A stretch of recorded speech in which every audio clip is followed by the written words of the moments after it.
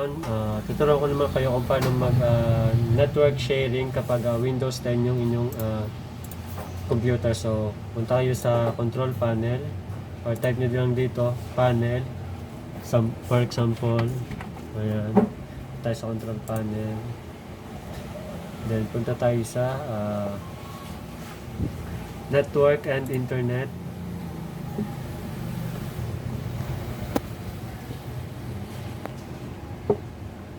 Ayan, then network and sharing center. And then dito sa left panel side, so punta tayo sa change adapter sharing settings. And then unahin natin yung pinakataas o private muna.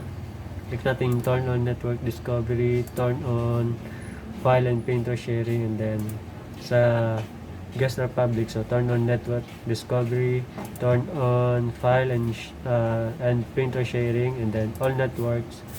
So turn on sharing, so anyone with blah blah blah. Enable file sharing for devices. Ang password, so turn off password, save changes. Ngayon check natin, open tayo ng folder explorer, file explorer, and then punta tayo sa ating network.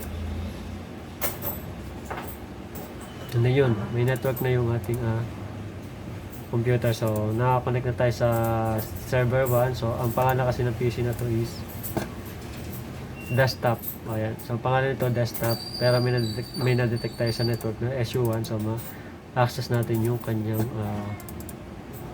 files. Ayan. And then punta tayo sa SU1.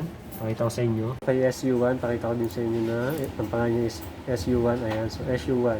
So pakita ko sa inyo dito na yung desktop natin na PC sa computer, and then network. So hanapin natin si desktop PC. Ayan, ito yon. So may access na din tayo sa kanya kasi na-share na natin yung network. So ganun lang kadali kapag Windows 10 naman yung inyong shared network. Ayan. Thank you for watching. See you on my next video. Turn on the notification bell and don't forget to subscribe for more videos.